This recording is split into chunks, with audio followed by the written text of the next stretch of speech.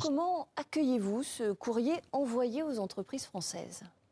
Oui, en effet, certaines entreprises françaises ont reçu ce fameux questionnaire dont vous venez de parler.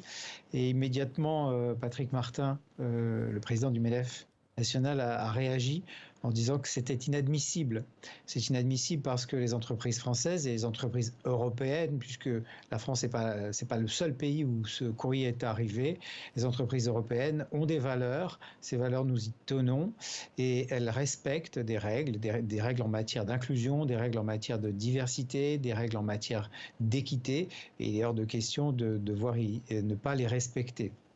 Alors ça, c'est le mot d'ordre que vous donnez aujourd'hui aux entreprises françaises. Est-ce que vous craignez que certaines de ces entreprises aillent justement dans le sens de la demande formulée par les États-Unis pour des raisons économiques? Alors on va voir dans les jours qui viennent comment cette affaire se met en place et se décline dans la pratique.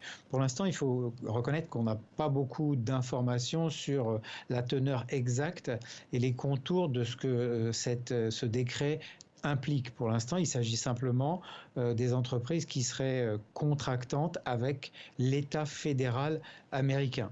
Donc on va se poser la question, et ça sera bien sûr une question qui va s'appliquer à chacune d'entre elles, de savoir dans quelle mesure elles sont impactées par ces différentes dispositions, et quelles sont aussi la manière dont la France et l'Union européenne peut répondre à ces injonctions. Parce que vous voyez bien qu'il s'agit d'un nouvel épisode de la pression qui est désormais mise par les grands blocs, les États-Unis entre autres, pour faire pression sur les relations internationales, les relations commerciales internationales.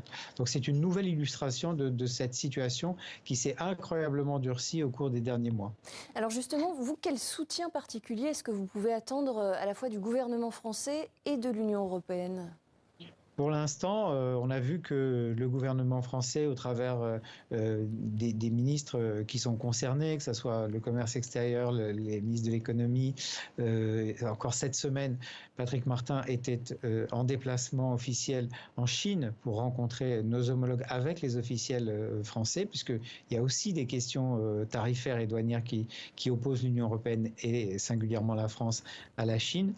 Donc tout ça se met en place petit à petit. Il y aura forcément une réponse qui va être adaptée à la mesure de la situation, qui va être prise par le pays et par l'Union européenne. C'est difficile aujourd'hui de dire exactement quelle en sera la teneur, mais c'est certain que ça ne va pas rester lettre morte. Merci beaucoup Charles Znati pour votre réaction. Je rappelle que vous êtes le porte-parole du MEDEF, le mouvement des entreprises de France.